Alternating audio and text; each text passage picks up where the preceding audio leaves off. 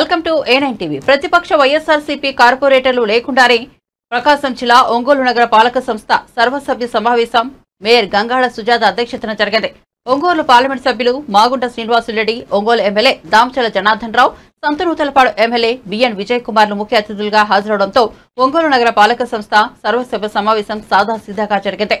ఒంగోలు నగర పాలక సంస్థ మొత్తం 50 మంది సభ్యులుండగా గతంలో టీడీపీ తరపున గెలిచిన కార్పొరేటర్లు అలాగే ఇటీవల వైఎస్ఆర్సీపీ నుండి టీడీపీలో చేరిన సభ్యులు మాత్రమే హాజరయ్యారు. మొత్తం మీద ఒంగోలు నగర పాలక సంస్థ సర్వసభ్య సమావేశం సాదాసీదాగా జరిగింది.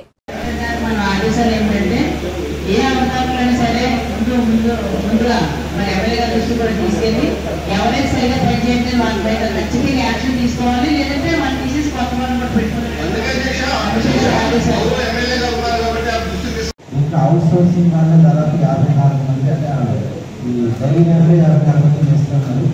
సో మేడం మనము ఈ మేస్త్రీ వ్యవస్థ అనేది మనకు 70 మంది శానిటేషన్ సెక్రటరీలు ఉన్నారు కాబట్టి ఇవాళ వల్ల రావడం వల్ల మన వర్కర్స్ దాదాపు 300 మంది ఇప్పుడు విజయవాడలో పనిచేస్తున్నారు.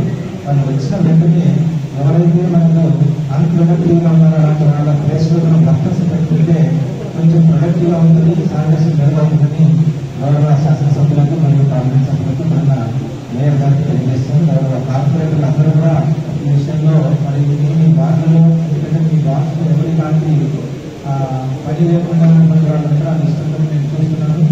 ఈ మేస్త్రీ వ్యవస్థ తీసేసి వారిని వర్కర్గా పెట్టుకుంటే మనకు చాలా బాగుంటుందని నేను అందరూ తెలియజేస్తున్నాను. నేను అందరూ సపోర్ట్ చేస్తాను సార్.